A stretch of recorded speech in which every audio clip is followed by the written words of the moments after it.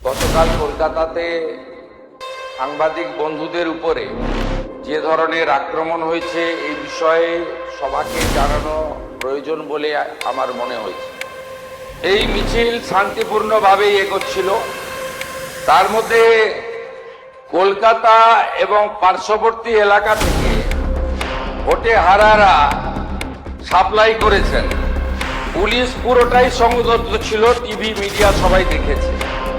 প্রথমে জুতো এবং বোতল দিয়ে শুরু করে, তারপরে টার্গেট করে সাংবাদিকদের, কারণ অনেক চেষ্টা করার পরেও পুলিশ ওদের পাতা ফাঁদে পা দেয়নি, আমাদের নির্দেশও তাই ছিল।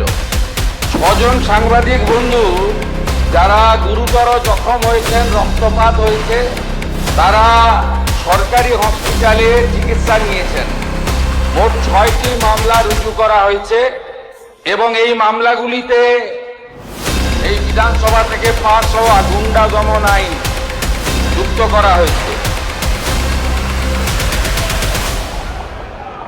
প্রায় 70 জনকে চিহ্নিত করা হয়েছে, যাদের একজনও ছাত্র নয়, যারা একজনও সেলফ ডিক্লেয়ার ককরোচ পার্টির মেম্বার নয়, যারা একজনও নিট সংক্রান্ত আন্দোলনকারীদের অংশ নয়। 4 জন কুখ্যাত লোকের নাম আমি এখানে বলছি: Afroz of Rajabagan, Nahid of Khidirpur, Tanvir and Nizam of Ekbalpur, Rahul Jamal of Watgunge. এই 5টা গুন্ডার নাম আমি এখানে ঘোষণা করলাম। গুন্ডা দমন আইনে এমন ব্যবস্থা নেব যাতে একদিন নয়, এই গুন্ডাদের 3 পুরুষ মনে রাখে।